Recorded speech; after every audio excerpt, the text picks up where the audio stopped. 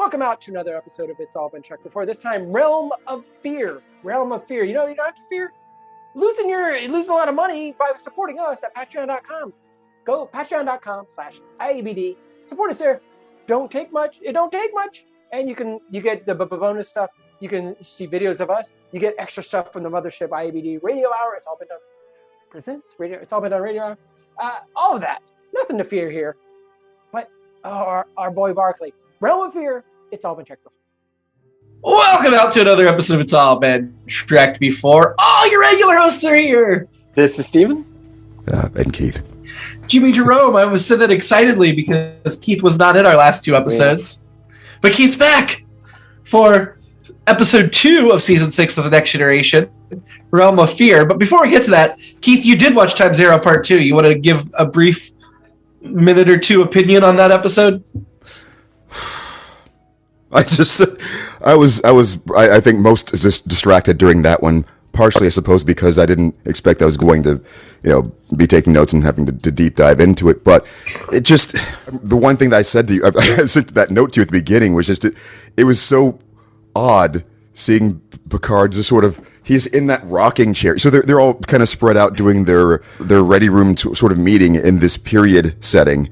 And Picard is in... sort of treating this rocking chair like a captain's chair, and he's got this, the contemplative pose like this, but he's also just rocking like this while he is just very seriously updating people on things. It was kind of funny. I don't know if that was a purposeful choice he was doing, like comedically, like the actor was like, ha ha ha. Somewhere in the back of his mind while he's doing this, like, I'm gonna pick this strange business to do while I'm doing this, or if it was just unconscious or what, but. But as for the rest of it, just the whole Samuel Clemens thing and they really hammered into that. No, I am Jack London for that reveal for the bellhop. We talked about him being Jack London last season, but right. But that being here it is. Hey guys, and it was just that Alaska. The forcedness of the whole like fan fiction angle, it just seemed unnecessary, I suppose. Almost distracting. A roundabout way to get that. Let's put Samuel Clemens on the Enterprise and have him go marvel at things or something. But to make him so much of an antagonist to get him there too was just I don't know. That's probably not the way I would have gone, but it's probably a little bit too late to do anything about that. So did you like the episode? I don't know. Because we really did it. Okay. That helps me, I think, to know that. Because I really wasn't sure where I was. As I said, I was a little distracted. But yeah. Who was your annoyance in the episode? Mark Twain. That makes it unanimous. Who did you want to have a drink with? Samuel Clemens. No, I'm kidding. Probably Data or Guinan. Which one? Let's say Data, so he can explain to me exactly what happened. The whole head thing. Yeah. Yeah, Steven wanted to have a drink with Samuel Clemens, even though he was annoyed by him. I wanted to have my drink with Mrs. Carmichael. I enjoyed Mrs. Carmichael. Oh, right, yeah. So, anyway, we're going to talk about Realm of Fear. First impressions. I was worried at first with what they were doing. I mean, it seemed like they were playing up the Barclay-ishness of Barclay a little too heavily at first, and I didn't remember where they were going with it. It got somewhere that I actually kind of enjoyed, but I generally think that I like Barclay episodes, but as I said, I didn't like what they were doing with them at first. We talk at length about the different aspects of the transporter, so I like delving into those aspects a little more, and the just the shots from inside it. I thought the mystery they had to solve was kind of interesting, and the way they ended up getting there. I liked it. Enjoy is strong because I felt very uncomfortable the whole episode because I was feeling Barclay's. I was entering the realm of fear as well, but we'll get deeper into that. But I liked it overall. They could have talked about the transporter aspects all day to me, just to learn more about it. Try and figure out more about it. I get they can only kind of give us so much at some point. Again, it's just like getting in a transporter. It's a leap of faith. Be like, you know what? I whatever science you have to make up, I couldn't understand it all in. So maybe it's best not to have it all. I really liked the episode. I dug the mystery box aspect of it. Like, is he just anxiety or is there an actual problem? And then when they figured out there was an actual problem, I really liked the science of it. Yeah. And I was surprised by the conclusion of what it actually was. I did not see that coming at all. Yeah. I thought Barclay was fantastic in this episode. It's funny when you get some of the other reoccurring crewmen, like your O'Briens and your Rose and stuff, they come in and they're like supporting, but it seems like every time they bring Barclay in, he's the center of the episode. I guess they just really dug Dwight Schultz in his performance. Yeah. Which I do not disagree with. I thought he did a fantastic job. I think he always does. I think we had some cringy Barclay at first, but we are now in like prime Barclay of what makes Barclay a good character. This is his third of 5 episodes in Next Gen, so we still have 2 more Barclay episodes, one later this season and one in the final season. And then he'll do a Next Gen movie, but he won't be the center of it, and 6 episodes of Voyager. So we have plenty of Barclay. In fact, Barclay was in more episodes of Voyager than Next Gen, which I always forget. But I mean, if you count the movie, I guess it's even, Steven. But and the Voyager episodes are right before you said it, I was like, the Voyager episodes are basically centered on him too. They're Barclay episodes. So, like, when we get Barclay, we get Barclay. And now, after this episode, I'm like, no, I'm ready for the next Barclay. I want more Barclay. I'm totally on board for it. So we start out with the USS Yosemite, which has not been heard from in several days. Hopefully it didn't fall off a cliff and not have Spock next to it with gravity boots to rescue it.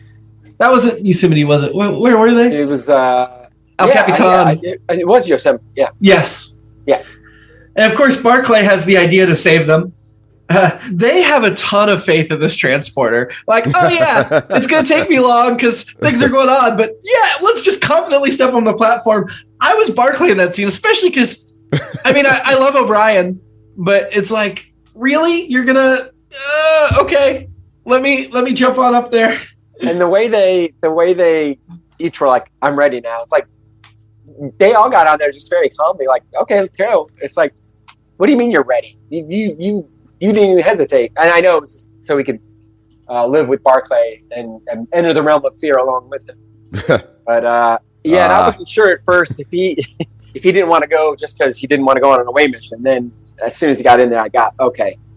And I liked all the allusions to like the fear of flying, kind of, It was a lot of stuff like, and they finally ended up saying it. They're like, well, millions of people travel this way, and we haven't had an accident in 10 years, and it's still the safest way to travel, which is all the things I think they still say about flying.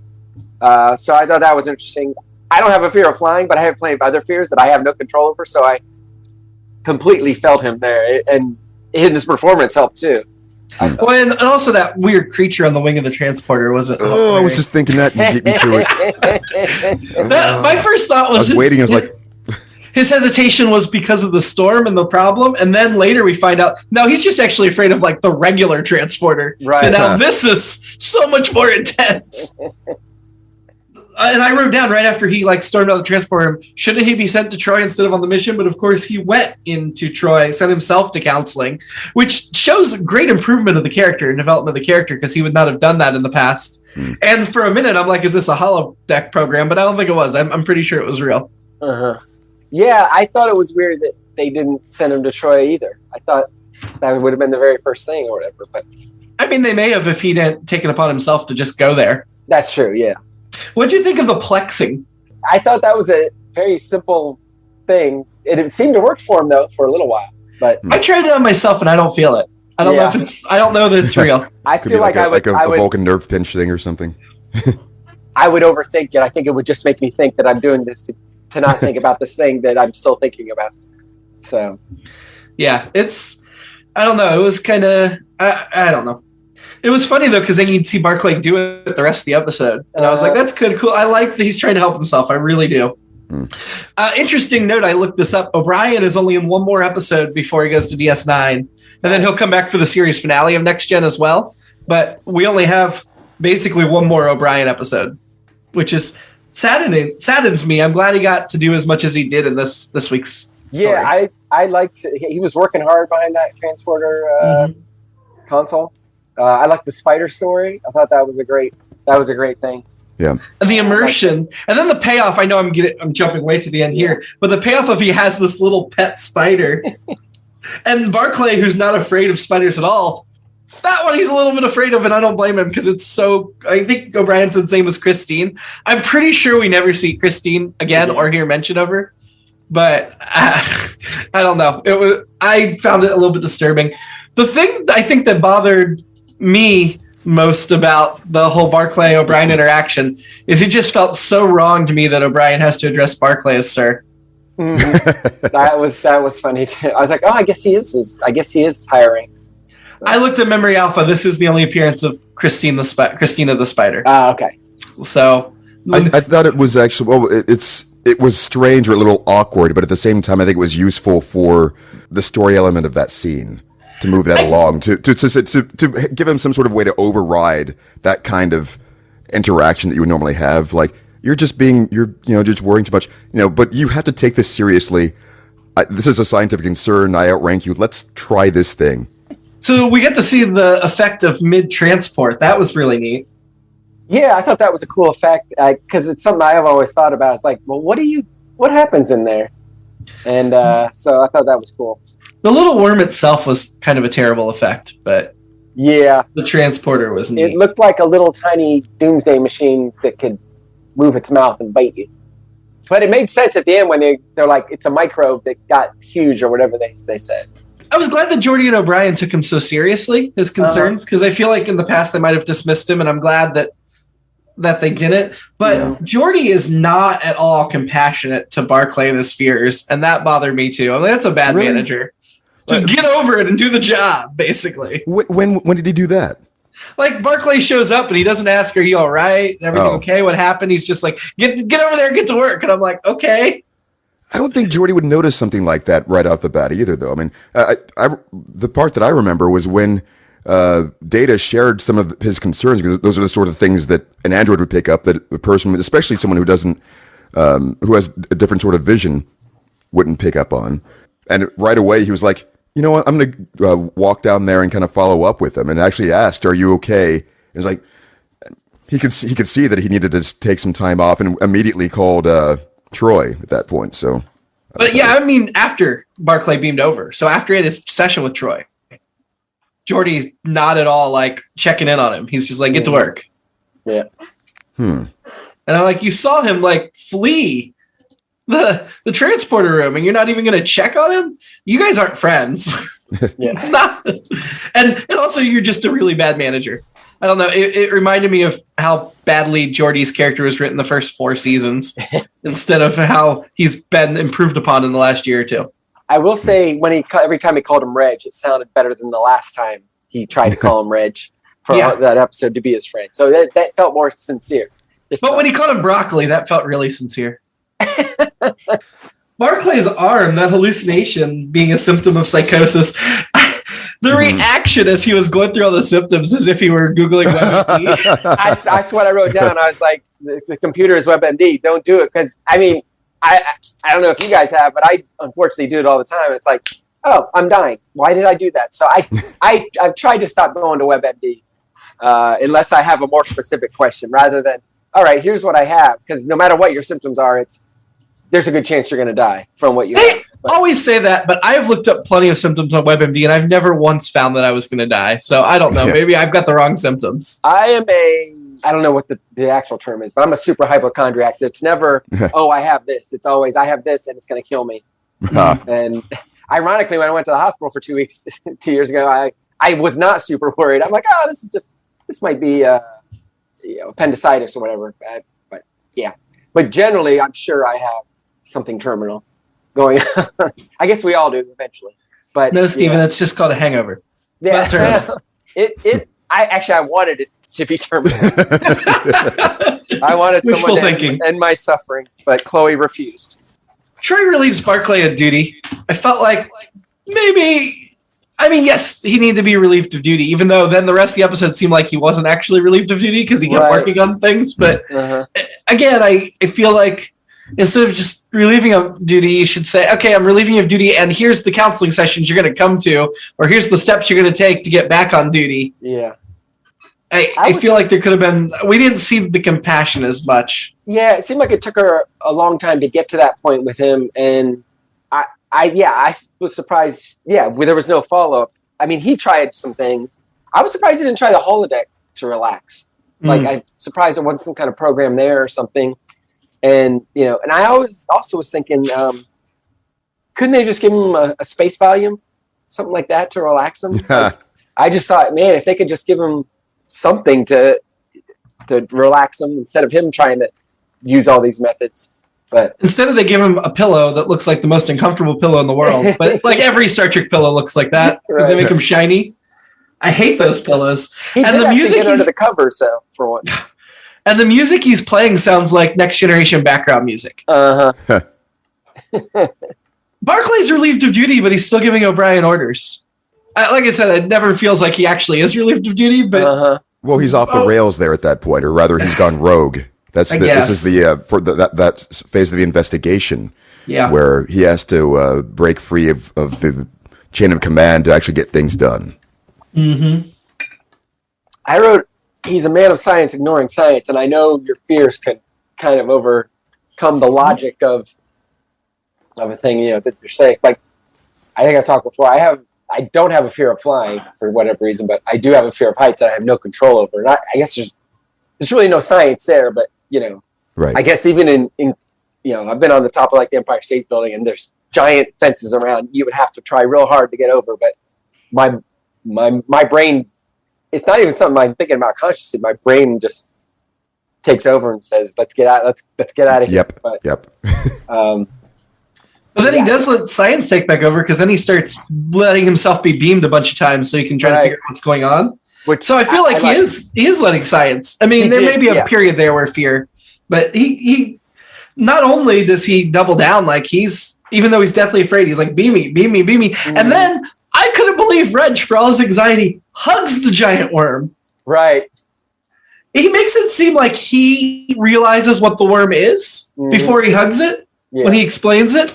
But I don't know how. Like, I know he's supposed to be a genius, so maybe he's just way above me, but I could not believe he just hugged the scary thing in the beam. I think the idea would be that he was just relieved that he wasn't crazy. He wanted something to confirm that. Yeah. But then he comes out of the beam, and he's like, look, it's a crewman. Go, and then he tells Worf's team, go on there and grab them. He does not warn Worf's team that they're worms. Right. So I can see Worf's team being like, oh my God, what the hell are those? Where are the crewmen we're supposed to be grabbing? But there was none of that. It's like they just seemed to understand immediately that the worms were the people. Yeah, it definitely wrapped the episode up quickly. But again, I thought it was, I thought it was, and Reg saves the day. He like I said, he overcomes his fear to solve a problem, which I thought was cool. This is going to be an unpopular statement, and I love Will Wheaton, so let me preface it by saying that. But Reg is the better Wesley now, right? Yeah. The low-ranked genius that sometimes causes problems but saves the crew because he knows more than everybody else. Right. Yeah. This episode was directed by one of our regulars, Cliff Bull. It was written by Brannon Braga, who is big into the sci-fi elements. That's not surprising to me. Also knows the characters well and does a good job. And one of the movies, the movie Barclay appears in is one of the movies that Brannon Braga wrote. So that all makes total sense to me. Fashion. Reg's PJs. I loved them. I want a pair. They were green. They looked comfy. Yeah. That's my only fashion note. I didn't have anything. Did you have any other notes? I just have a few more. I enjoyed all the transporter tidbits. Would you guys be comfortable getting in a transporter? Yeah. Well, I'm not going to be in the transporter first. If it's used regularly, it's an everyday tool. If Picard appears in my office, beams down and says, beam back up with me, I'd say sure.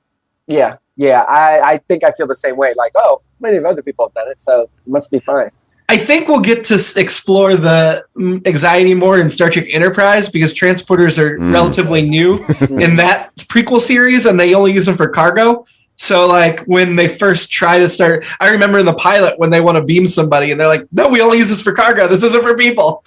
So I think we'll get more of it there. Yeah, I like those aspects, and I like when O'Brien was like, when he was like, well, if it's off just so, Barclay's like, well, just off one millionth of or whatever. And O'Brien's like, that's why we have 4 of them. If one gets off, we switch to the other one. And if that gets off, we switch. And, they say, well, there hasn't been an accident in 10 years, which is impressive. Which, again, sounds like a FAA, Aviation Administration kind of stat. But then, we can all remember transport accidents we've seen, but definitely not in the last 10 years. I guess maybe we haven't had a TNG accident. Yeah, McCoy's fear of transporters seemed a lot more logical, because back then they had accidents. Right. The motion picture, Enemy Within. The motion picture is the most memorable to me. And there is another transport accident coming up that happened a while ago, probably at least 10 years ago. I don't know. But we'll see the effects of it soon. Okay. I don't remember what episode that is, but it's coming up. So transporters aren't completely safe. Yeah. They scrambling molecules across the universe. I had to do the math.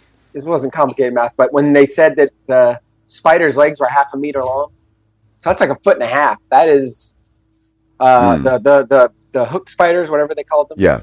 Yeah. So I was trying to put that. That's a really big spider. Yeah. So I don't think I could have. That sounded nightmarish what O'Brien described. I don't think I could have put that aside and gone in there.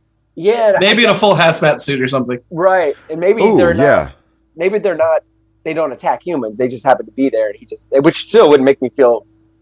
I'd still have the heaves doing it. We're on Paramount now when we're watching TNG. Is the resolution different? Because when I watch it, there's like instead of like full screen, it's more of like in a box. That would be good because it was filmed in a box. It was filmed square, so there should be lines on the side. I'm still watching the Blu-rays, so I don't know what Paramount has. But yeah, was Netflix making it full screen and cutting off the top and bottom? I think so. Enterprise, I think, was the first one they filmed in widescreen because Enterprise was one of the first like HD shows on the television. Alternate episode? Love to watch a documentary on the history of transporting.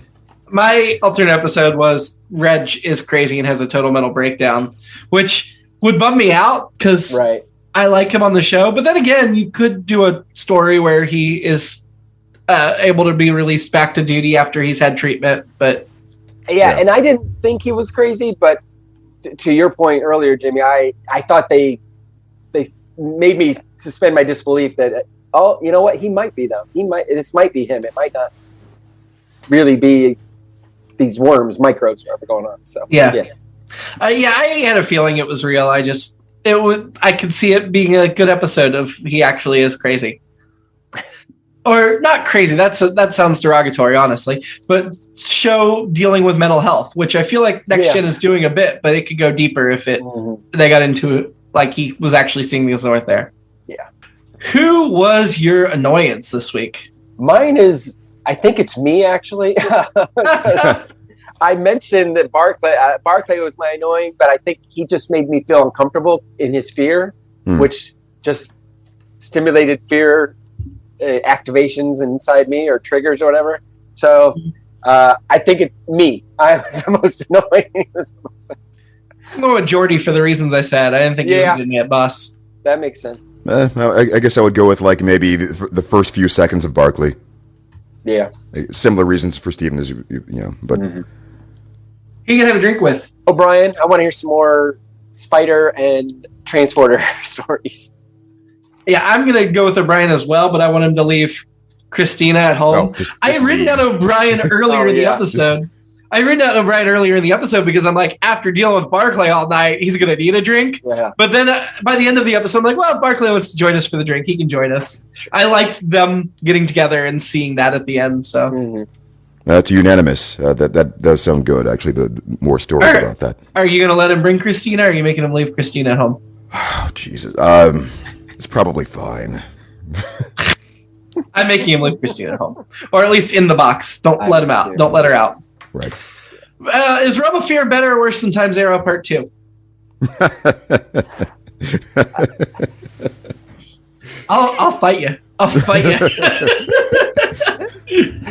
Are you asking me or Steven? I think both. Yeah. I'm going to say this is probably better. Yes, it's better. Good. I didn't want to have to erupt into fisticuffs. Steven, did you take my advice and watch Realm of Fear second? I didn't. The the completest order in order. Yeah. I get that. Yeah. I get that. I told Steven he really should watch 603 first and then come back and watch Realm of Fear so he'd end with a better taste in his mouth. As we'll get into next week, you were not wrong. You were not wrong. Next week's episode, Man of the People. When the Enterprise comes to the rescue of an ambassador and his mother, in quotes, Deanna finds herself attracted to him and seeks to comfort him upon her death. I like that they put mother in quotes in the description. I mean, I don't like it because it's a huge spoiler, but also I felt like there was something off pretty early in the episode. Anyway, until then, live long. Keep on transporting and prosper. Meow.